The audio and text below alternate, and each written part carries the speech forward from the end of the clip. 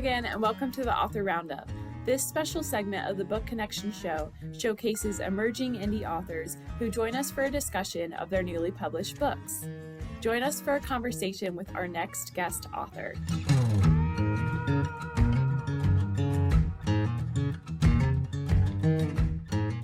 Welcome to Author Roundup. My name is Emma, and I will be your host for this episode. Today, I have self-published author Dr. Christopher Slaton. Dr. Slaton is an educator, researcher, and founder of the Progressive Investing Institution of Focused Learning.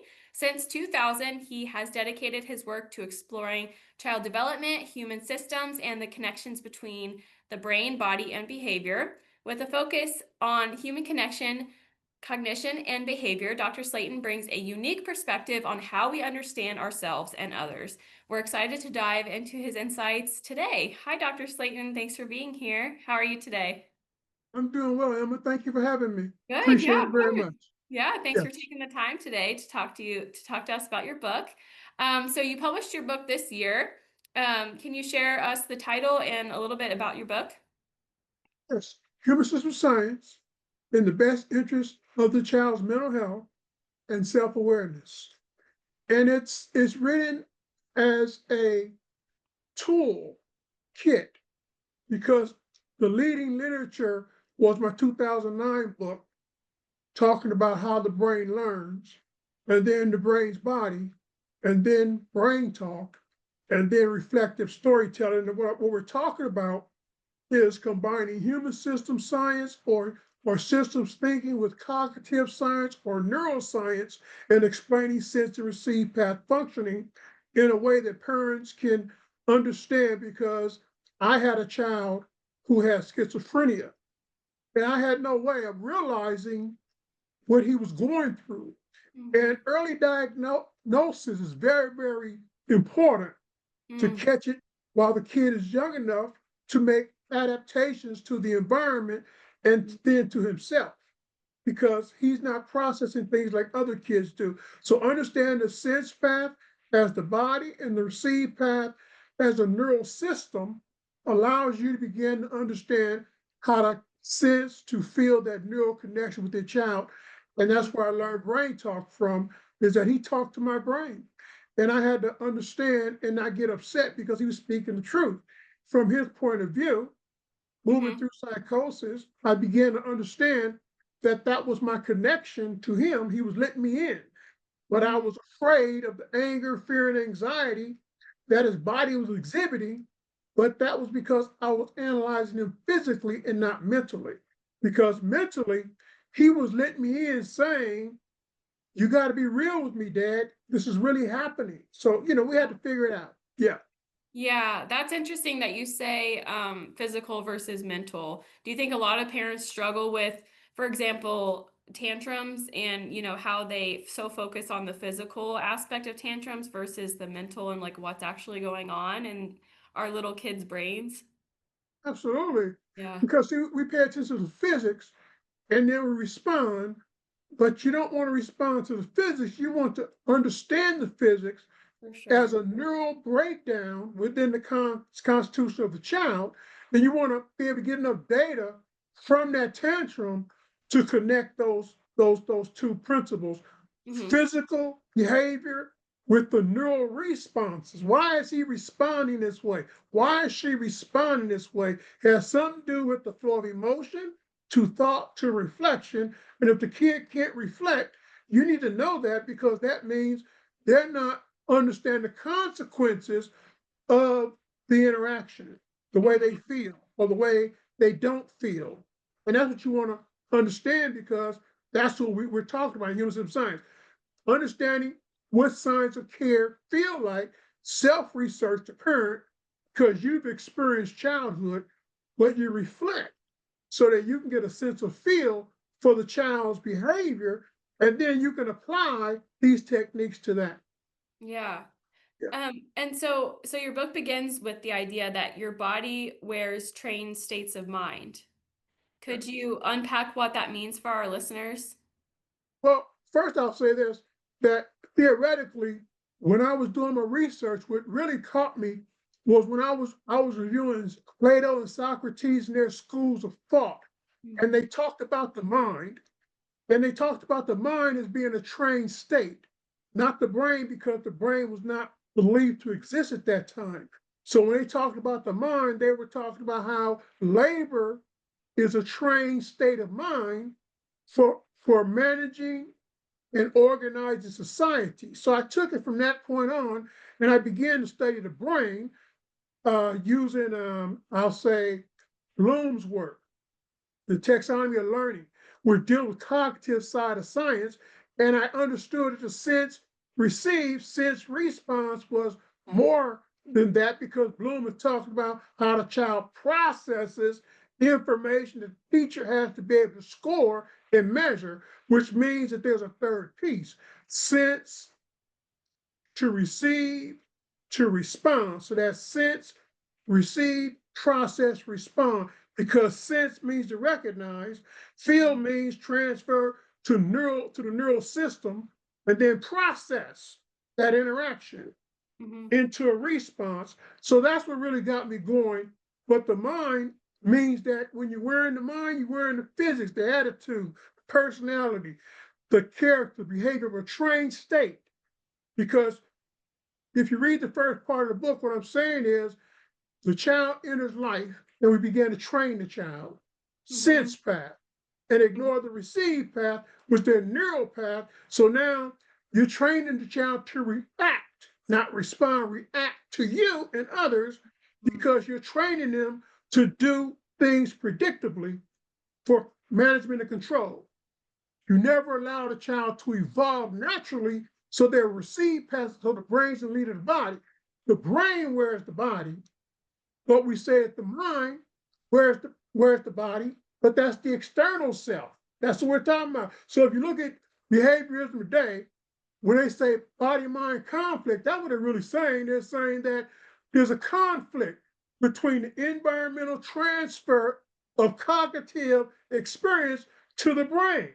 And therefore, your state of mind gets in the way and blocks that flow of information, Mm-hmm. because it is predetermined. Like if you go back to Maslow, 1932, that's exactly what he's talking about. He's saying that instead of allowing the child to process the information flow, we're demanding that they respond to it without processing it, because we want to measure this response right here. So if you go back to Skinner, the black box, that was Skinner saying, we Mm-hmm. only want this rote response. And we want it every time we ask you this question.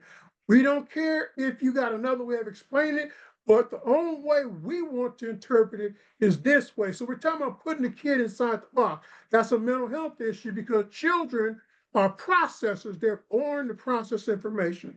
So when I talk about the state of mind, you want to change the state of mind. That's why you said the brain is the body. So the child learns, I can change my attitude, because my attitude is part of my state of mind, which is influenced by the environment. So if I allow myself to understand what's happening in my home, my school, my neighborhood, I can get a handle on what the experience is mentally, that I'm really teasing, bullying, peer pressure, gang assimilation. You can begin to understand those things coming at you, that you're supposed to process the experience of the program. So if Mm-hmm. all these kids are going into gangs, you process that experience so that you have awareness on why you are not going to allow that to happen to you. It's not enough to just, I'm not going to let that happen. You have to process that experience so that you're accepting the fact it's happening. So your Yeah. brain now takes the lead. So Yeah. that's what I mean by that. Yeah. And that's something obviously that it starts with being a child, because you don't want to take that into your adult life, because obviously there are adults that still can't process, things before, and they react versus responding. So yeah, obviously being at what age is the time where you feel like kids really start to process and they understand that they have to get processing before responding? Oh, we have some fact. See, children are technologies, first of all. That's why that's a difficult question to answer, because they Okay. they they advance based upon parents and how the Yes, parents that's true. contribute to their growth and development, Hmm. preconception forward. A child is a processor while in the womb. If you understand what I'm saying, I mean that Mhm. they are processing, evolving into whatever that means, but that advancement has a lot to do with your DNA and all the family, all that stuff comes into play, is what I'm saying. So Yeah.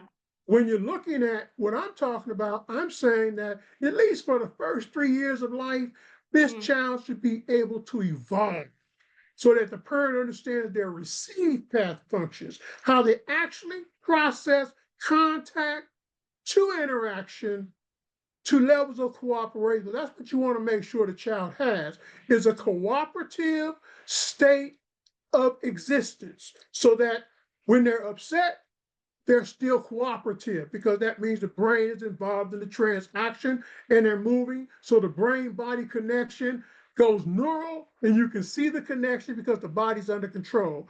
That's why I say brain body, not body mind, because the brain and the body reconnect. So you have the physics, and then you have the internal, and then the rotation of brain body.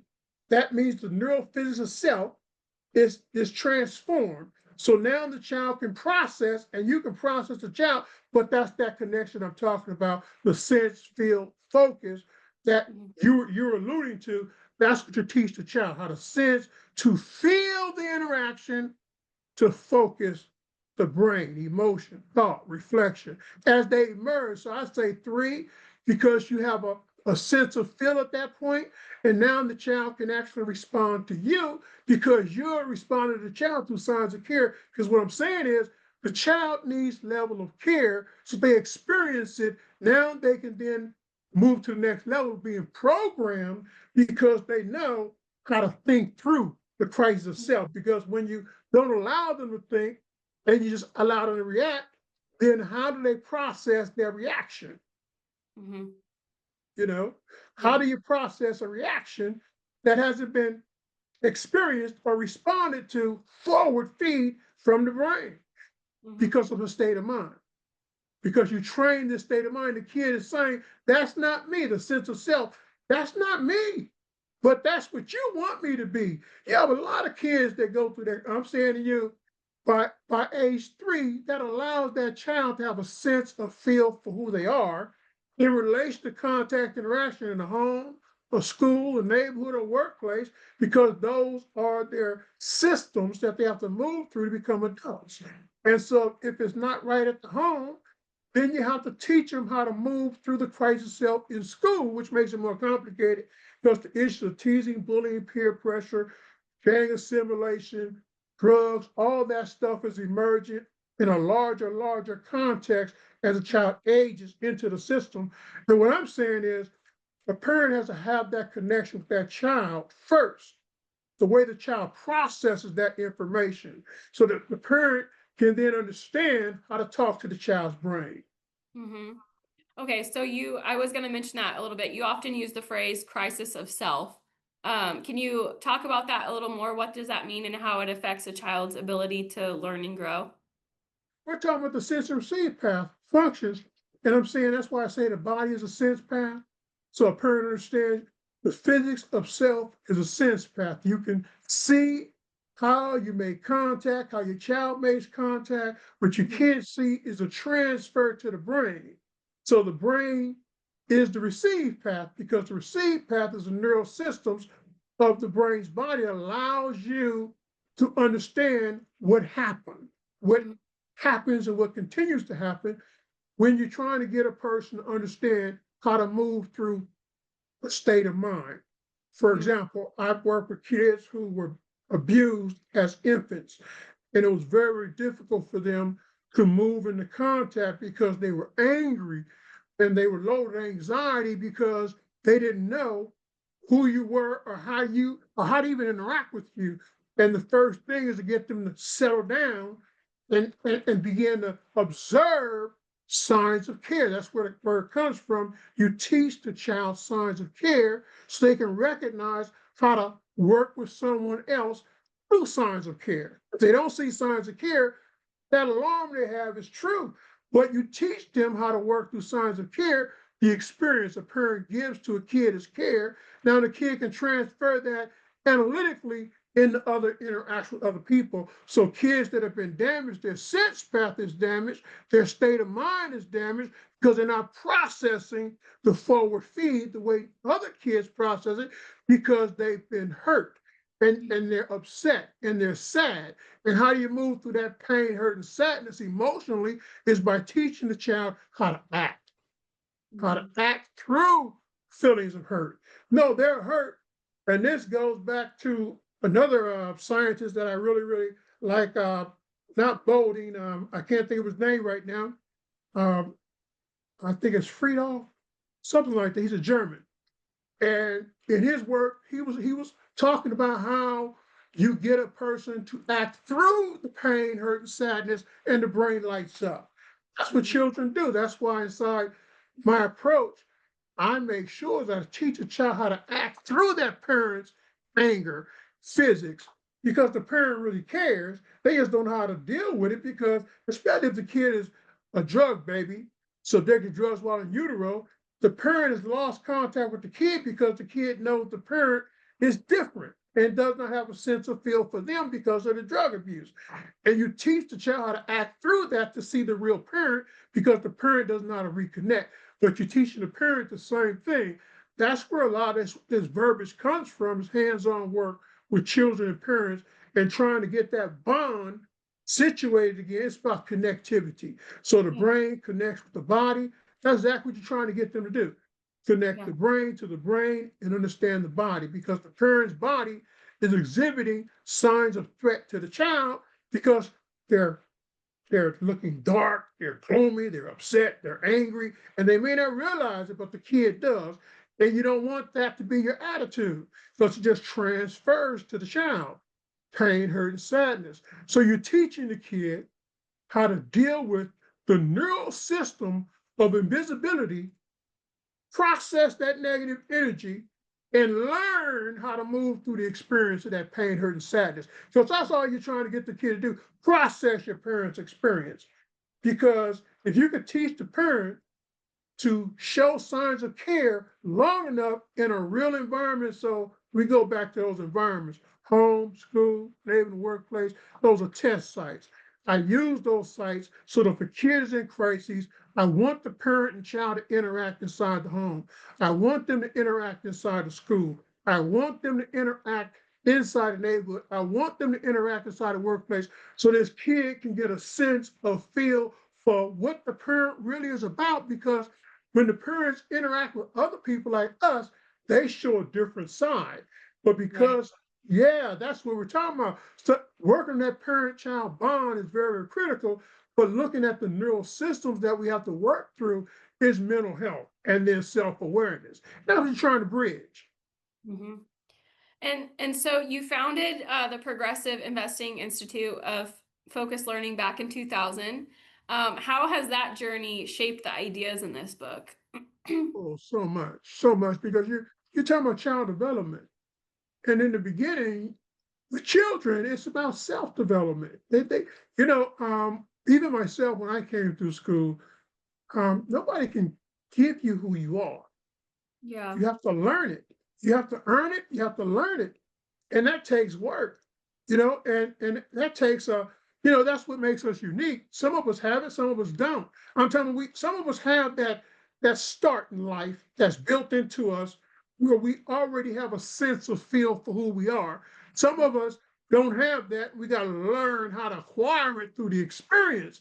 And that's why it's a delicate thing because there's so much pain, hurt, and sadness being spread through those home, school, neighborhood, and workplace dynamics that Yeah. many children never get a chance to catch up from being born emotional to becoming mental, disciplined, and focused because they never catch up because those environments are harming their sense and receive path functions directly and indirectly. So the methodology is you teach every child how to move through contact in the home. Every child how to interact in a school. That's process the cognitive side of academics. That means process the teacher.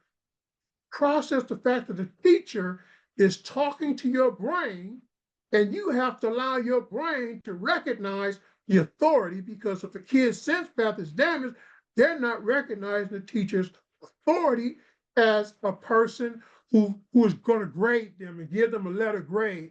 And so they're emotionally disrupted because that hasn't been properly uh, communicated with them to connect the brain body function so the kid understands this is why I'm disciplining myself. This is why I'm focused. This is why I'm listening to you. Because I like you. It's because I know you can really hurt me. And it goes back to that reflection. If the kid, this is what you want to know. If the kid cannot reflect on the experience of the teacher and the teacher's authority, there's something wrong. That means that there's something going on in the sense path and they're not receiving the teacher's physics. Now, why aren't they receiving the teacher's? Because there's something in the child's experience. It could have been abuse by another person or whatever, but that's what you want to know because you can deal with that by teaching the kid how to practice moving through contact. Wait, no, 'cause some other people think contact and that's the same thing. No, when you're working with a child, you teach the child how to move through contact to recognize the physics of another person. And at the same time, now you want to teach them how to interact through the neural changes, transformations in self and them, because now you're connecting neurologically. And there's a difference. Now you can process that energy because you're saying, like Bloom says, this is the experience of the experience. In the experience, so now you're experiencing the effect. So now you have feedback, forward feed. Reflective thinking is the culmination of the brain, the body, and the sense messaging, sending back information flow from the response to whatever that is. And that's why I always talk about teaching the child how to move through contact separately from interaction as a second transaction. So in the book, you'll see I'll say level 1, level 2, level 3, level 4. Contact, interaction, cooperation, participation. Maslow, hierarchy of need, you have to learn how to participate through the crisis of self. So that's the goal line. But there's one other piece. Performance. You have to be able to measure it. So you go contact to interaction, cooperation to participation. Now you can measure performance, sense and receive path performance. How well is this child moving through the crisis of self? Sense and receive path functioning. Yes. Mhm. And so your book emphasizes fostering a child's ability to learn who they are. We've talked about that a little bit. What are some practical ways parents and educators can help children with this self-discovery? I would say, it's complicated, but it's simple. Okay. I'm saying to you, in human system research, I talk about this in the book. It starts with self. So educator, like we were talking earlier, self-research is very important. Mhm. I talk about it not only for myself, but because when you self-research, that means you got to get your baggage out of the way. Mm. Because this person who's going to consume your energy has to feel comfortable with that. So the first thing is to get you out of the way. So that's self-research. So you remove your baggage. Now, after that, in relation to other people, now that's the connection that you're trying to bridge because that's neurologic.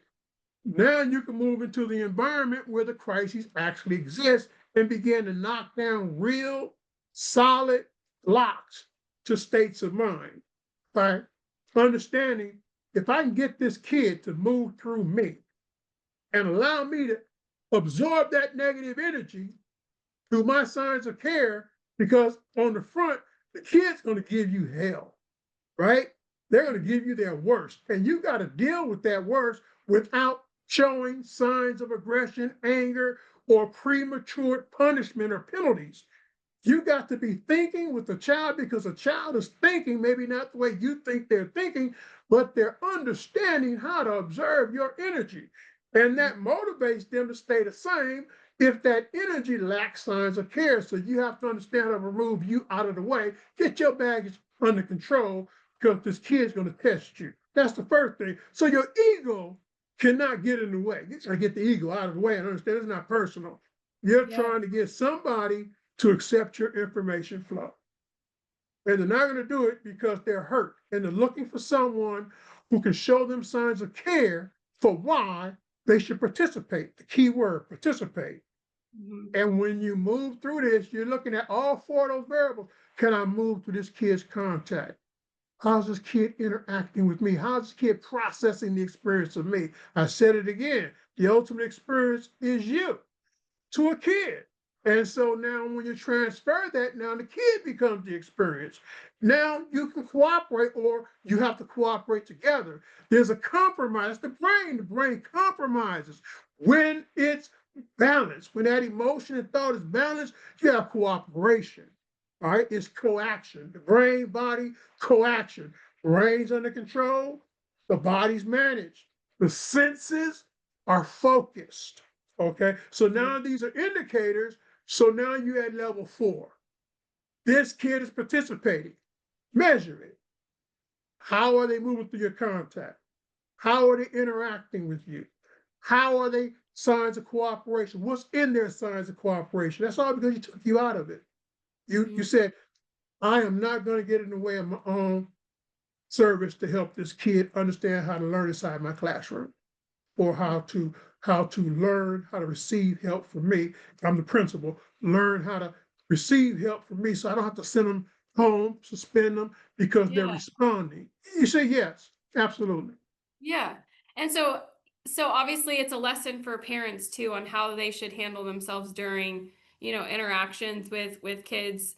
How long do you think, or I guess there's lots of things to learn for parents as well, so they can learn to be better parents for their kids.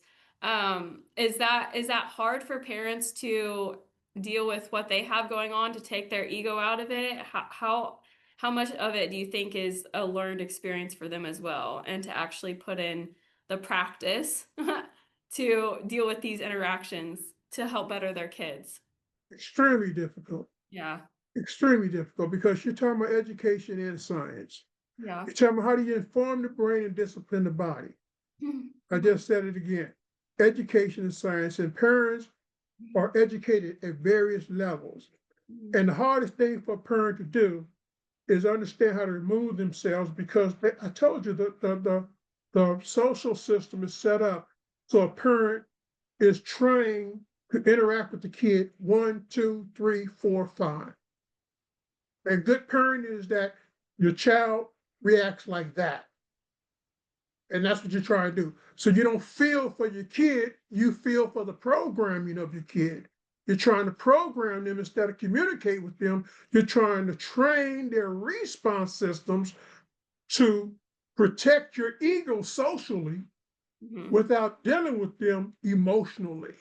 Mhm. Okay. And not wanting to get in the mud and learn how to work with this child's inner self and teach them how to work with you.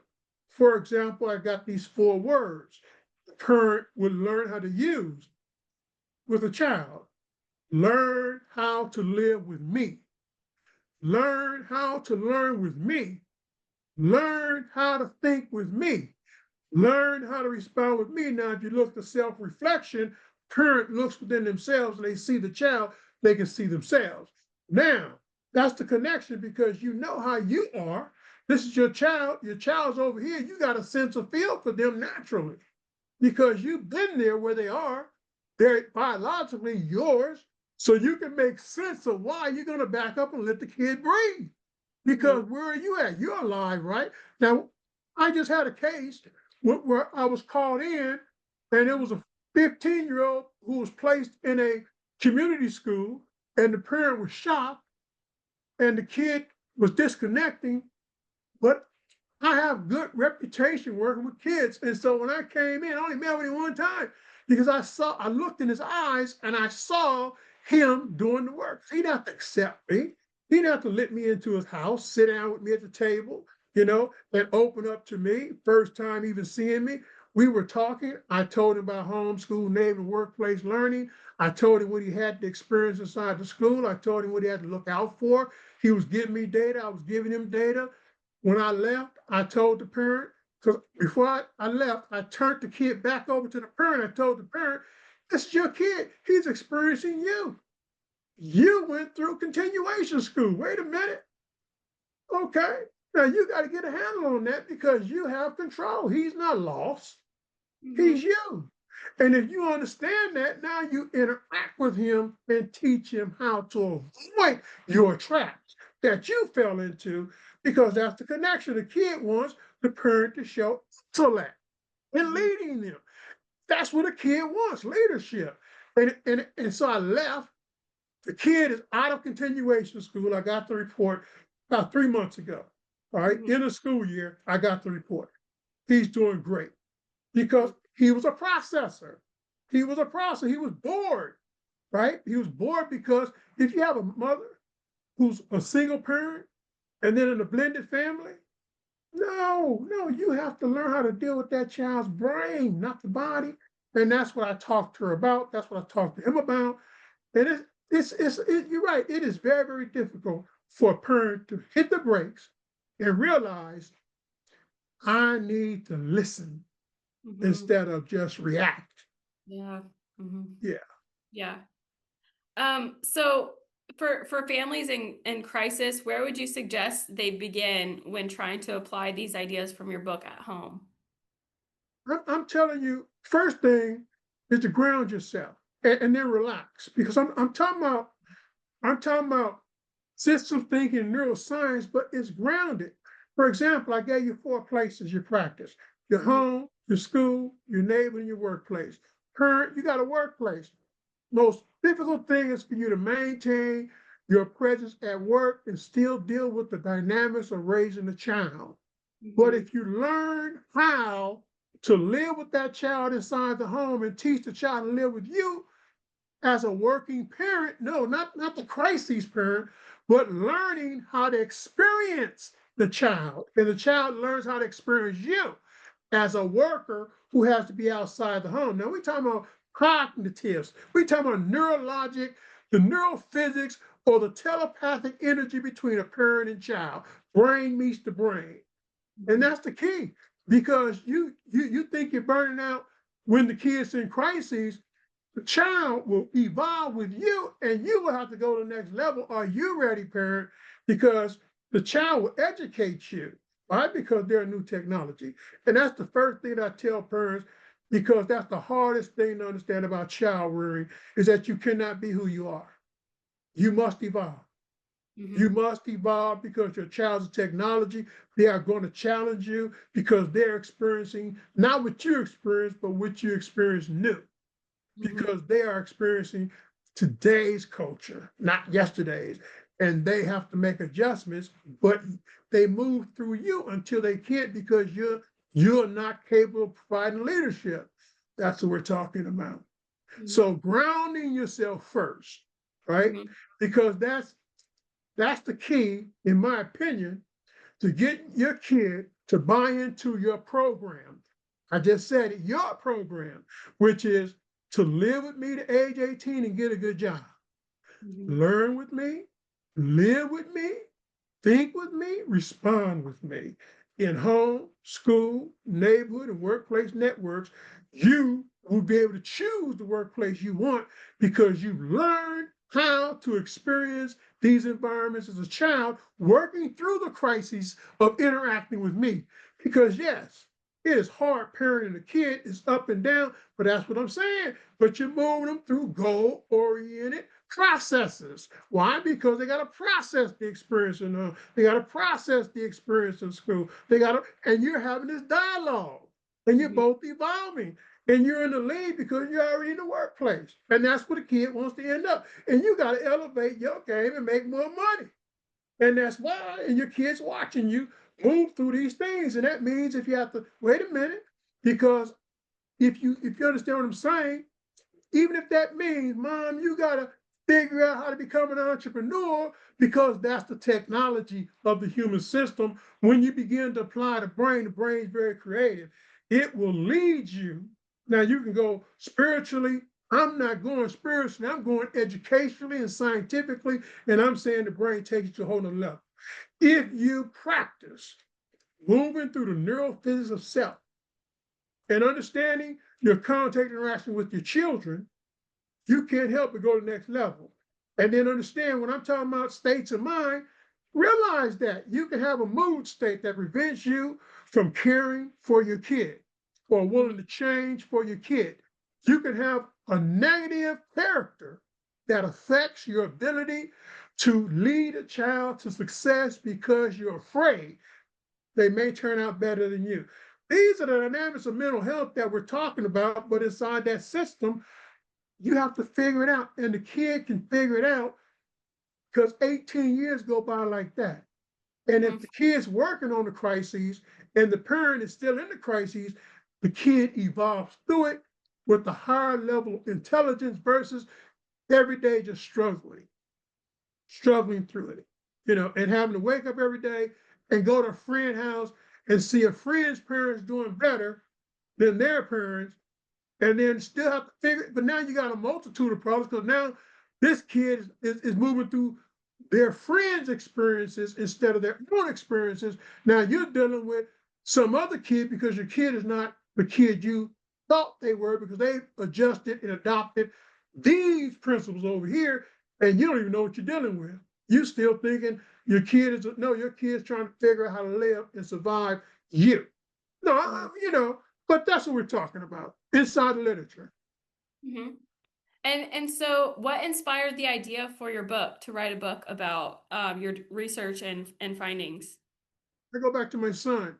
I mean, because I could talk all day, but the one thing I want to make clear, I he made me realize I was not the man I thought I was. You have a Mhm. kid in crises, especially you don't know, and it's schizophrenia, Mhm. voices off, and they're talking to you, and they're Yep. telling you things you don't even realize. But when you reflect, you say, "Dang, that's true."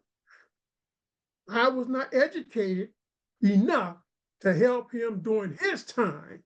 So when I look at my writing, that's what comes out. It comes out because I am so much more.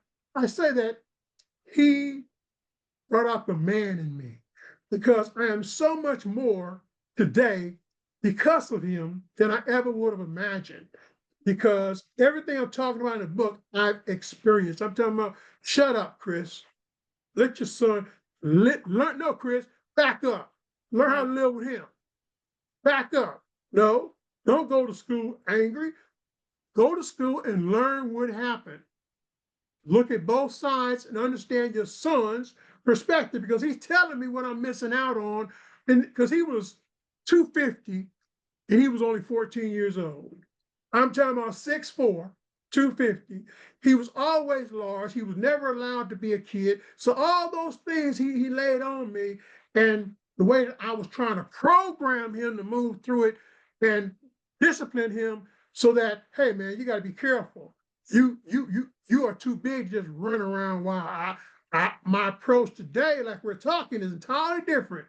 Mhm. No, no, you let the environment know that your son is evolving, and yes, he's big, and yes, he may appear sloppy, but he pays attention to everything he's doing. He doesn't try to hurt people because you're talking to his brain.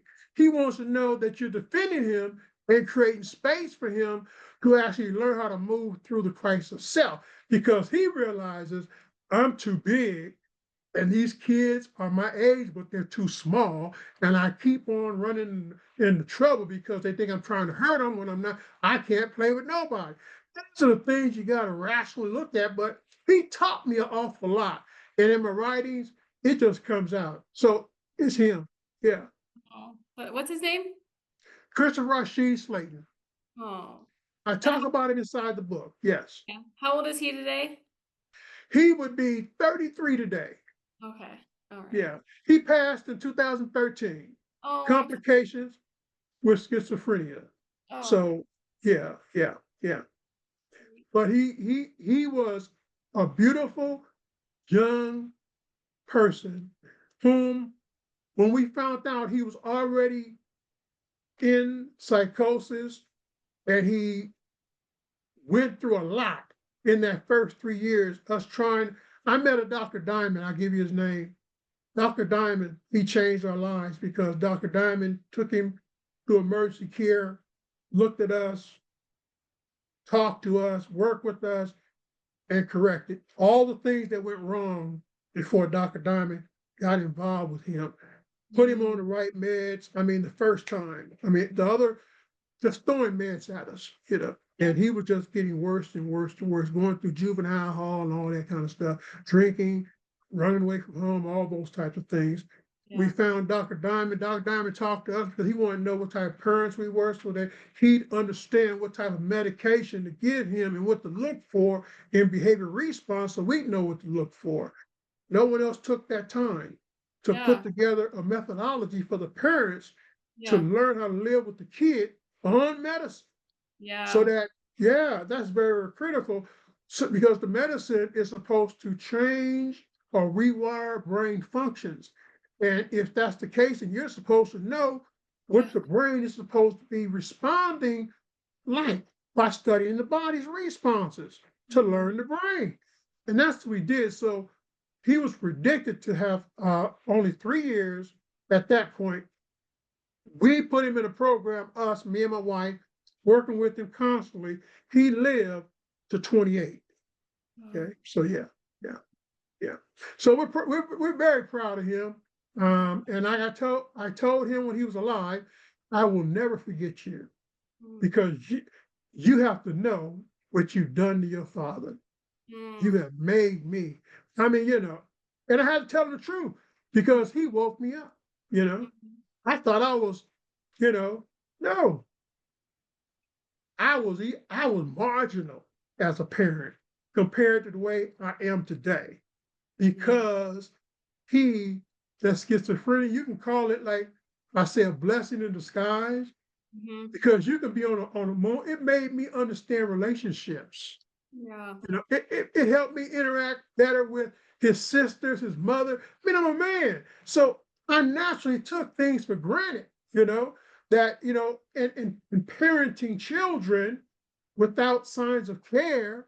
I mean, because he was letting me have it, and remember, we're doing research. My wife's writing this stuff down. She's my research assistant.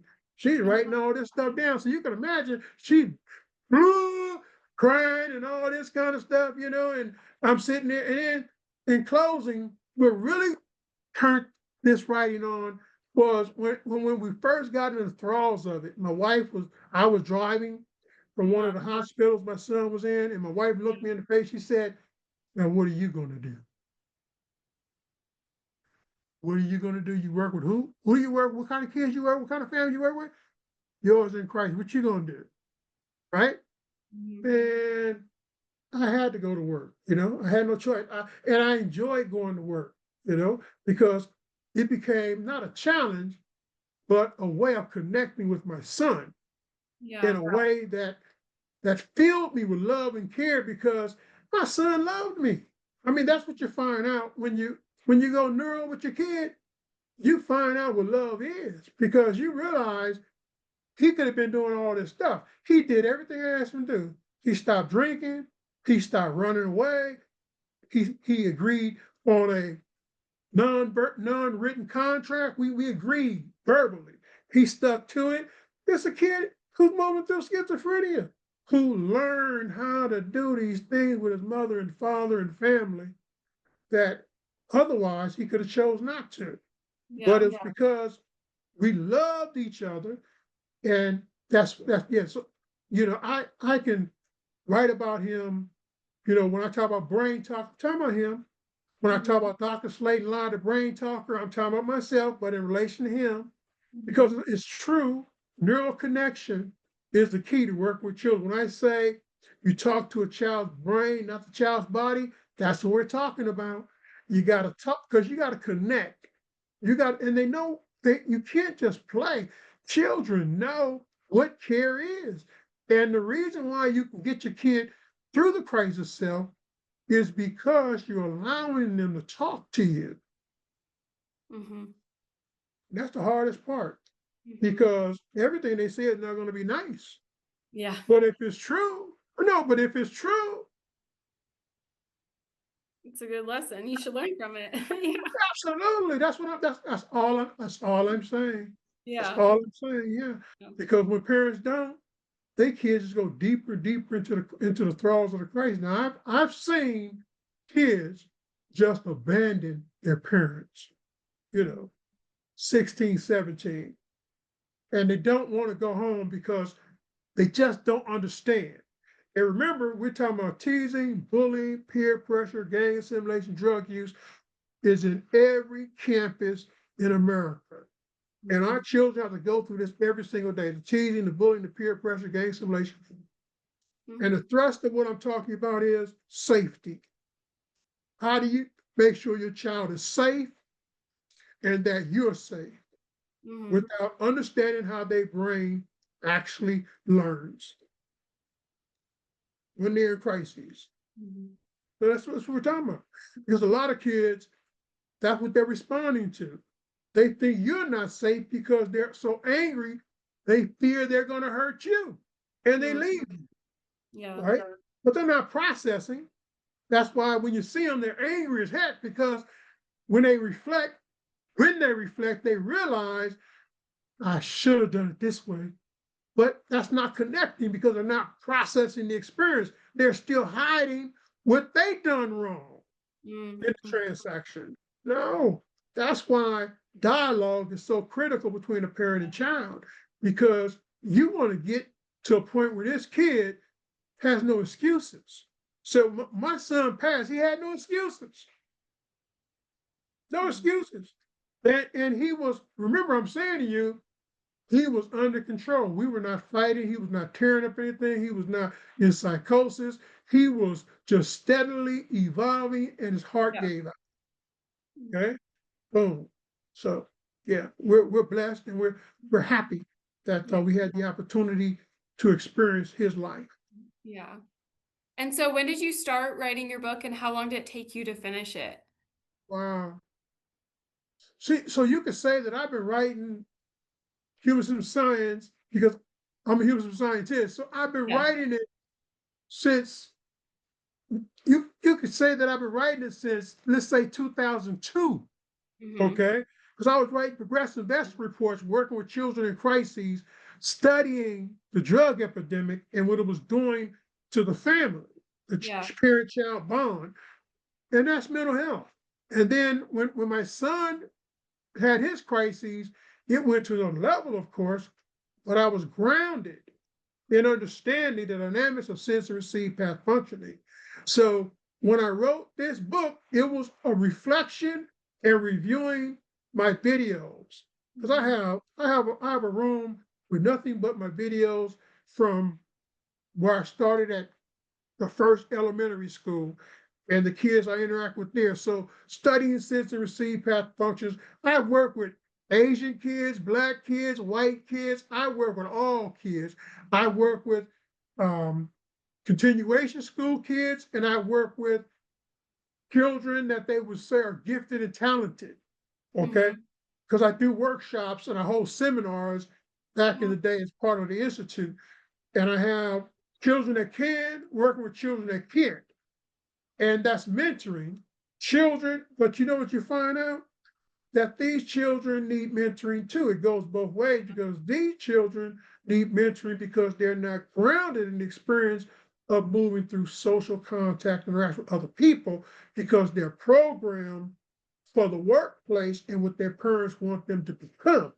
versus naturally evolving. And these kids are hurt and disadvantaged, but they're out there living.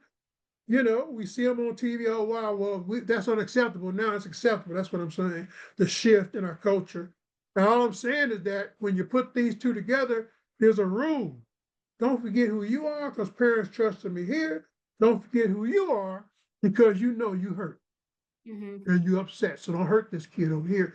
And what I found in a project that Merce said in closing, it works because you have children whom are on these campuses, whom are gifted and talented, who are protected by these kids over here because you allowed them to learn how to work together. So I have events and activities, reading, writing, acting, drawing, and performing, language arts, curricula, entertainment.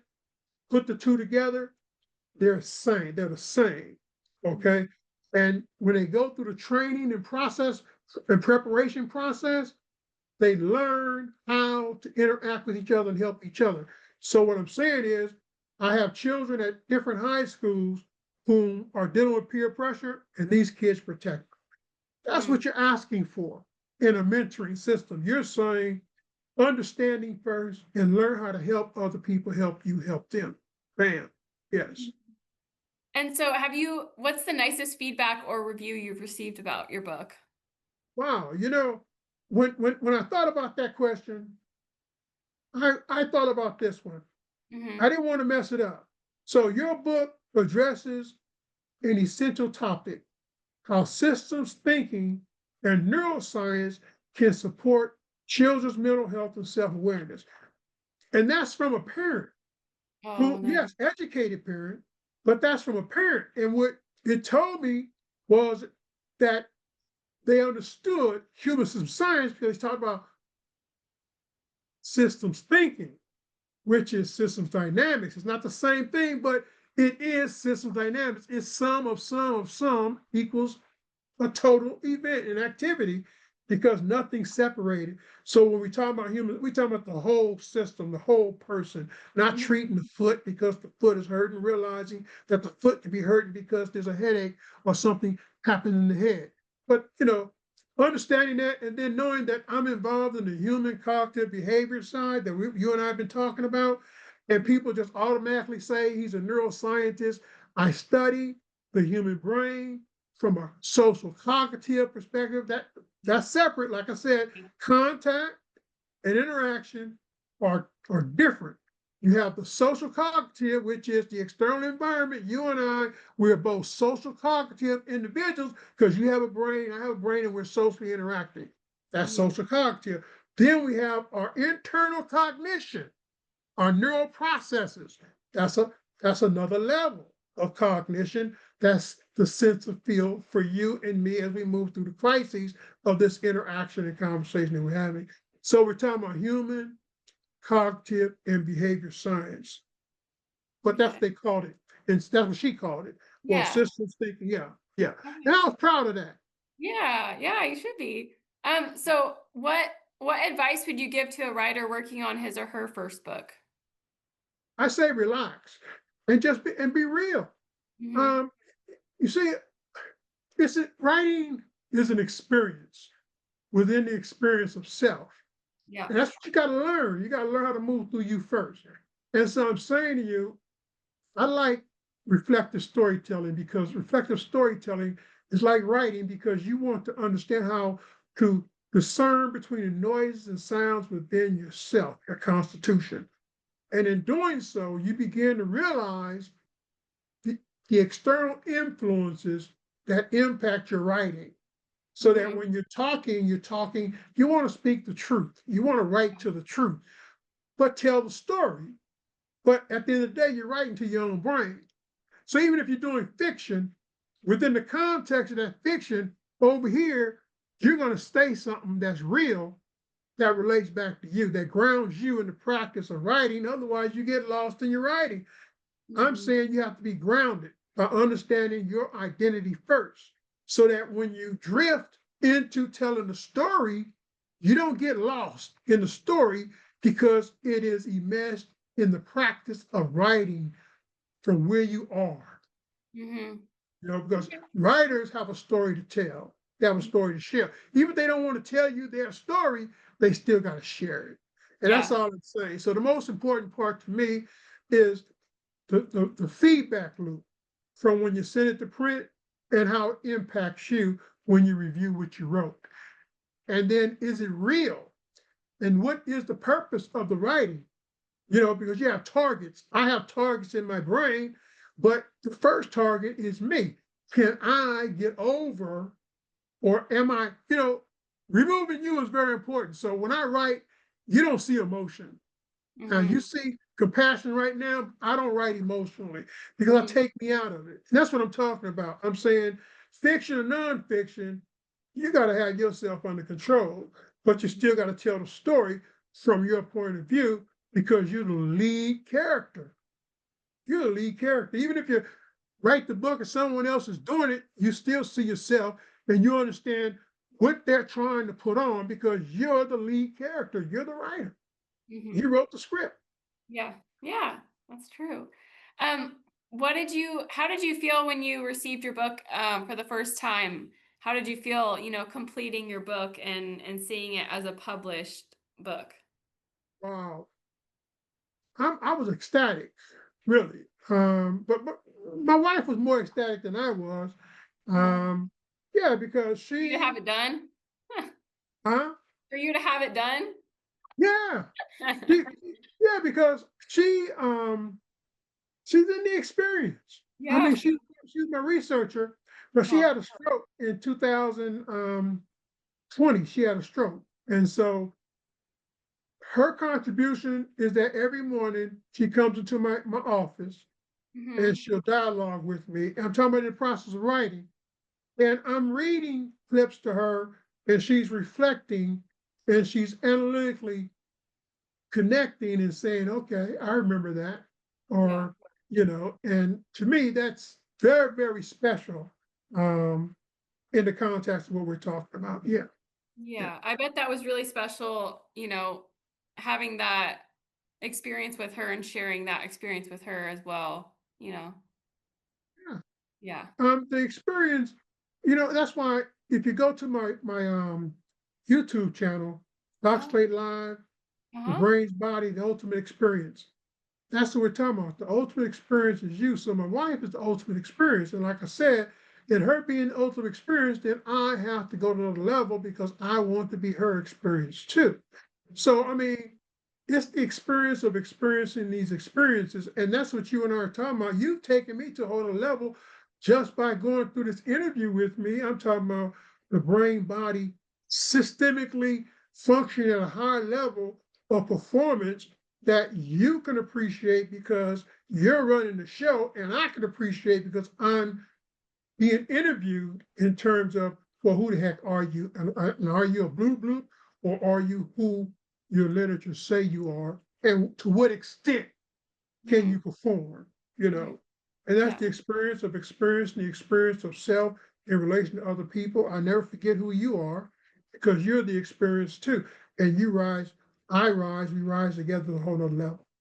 That's Mhm. what my wife does to me when she walks inside this area here, because I know what her expectation is. When she listens to clips, I know what she wants her brain to light up. She wants to feel the energy of the Mhm. truth. She wants to feel that my son's words are riveting through my writing. Because Yeah. he would say inside the book, he would say to me, Dad, speak the truth. When I write, speak the truth. Mhm. Speak the truth, because that's what I said when we first started talking. The Yeah. key with children is you got to figure out how to speak the truth at a level of agreement between you and that child, so that Mhm. child can respect and honor you Yeah. as a character. Yes. Well, I just want to say thank you so much for joining me today. It's been a great interview. I loved, learning about this topic, and I found it super interesting and helpful. Is there anything else that you want to mention today or share with us before we go? Well, Emma, thank you for the opportunity. Yeah. Oh, So of course. tune in to my podcast now. I have events every month, but I have one coming up on October 24th.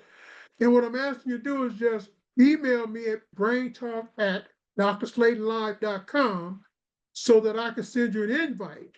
Okay. Okay.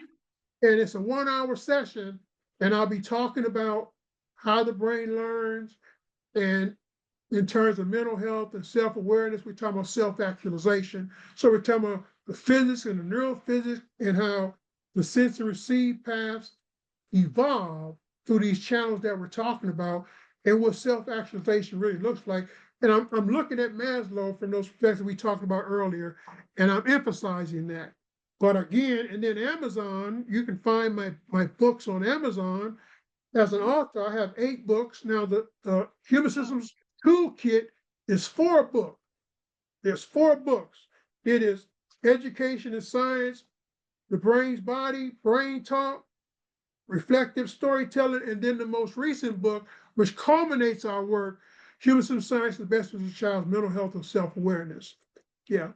And so okay. I would say that those are the most important things. And the key to our seminars is that we're explaining The process variables, it relates to the emotion, thought, and reflection, and insight, because that insight is that level of self-awareness that you're trying to get your child to Yeah. accept. That means they got to accept the consequences of how it actually feels to become intelligent and realize what they're doing right, what they're doing wrong. Mhm. Yes, All right. Well, thank you so much, Dr. Slayton, for taking the time today.